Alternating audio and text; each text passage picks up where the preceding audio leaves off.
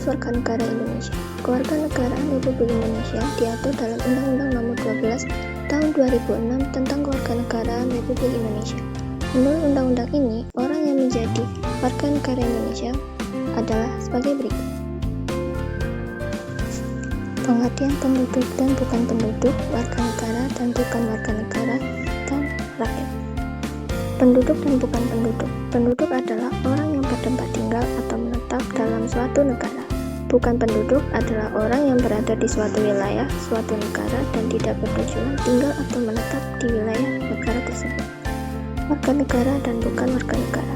Warga negara ialah orang yang secara hukum merupakan anggota dari suatu negara. Bukan warga negara disebut orang asing atau warga negara asing. Rakyat. Rakyat sebagai penghuni negara mempunyai peranan penting dalam merencanakan, mengelola, dan mewujudkan tujuan negara. Pasal 26 ayat 2 Undang-Undang Dasar Negara Republik Indonesia tahun 1945, penduduk ialah warga negara Indonesia dan orang asing yang bertempat tinggal di Indonesia.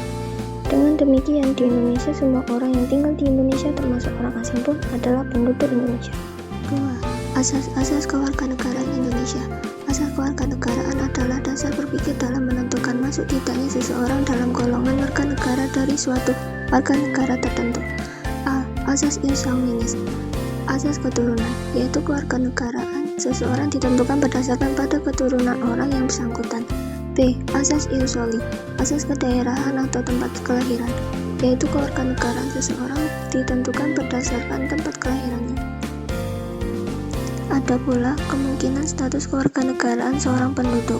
A. Apartheid, yaitu adanya seorang penduduk yang sama sekali tidak mempunyai kewarganegaraan. B. Bipartheid, yaitu adanya seorang penduduk yang mempunyai dua macam kewarganegaraan sekaligus. Kewarganegaraan lengkap. Dalam menentukan status kewarganegaraan seseorang, pemerintah suatu negara lazim menggunakan dua stelsel sebagai berikut.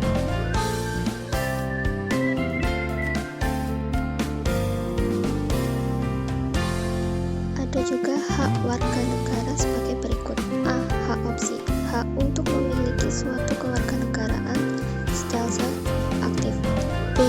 Hak reputasi, hak untuk menolak suatu kewarganegaraan stelsel pasif.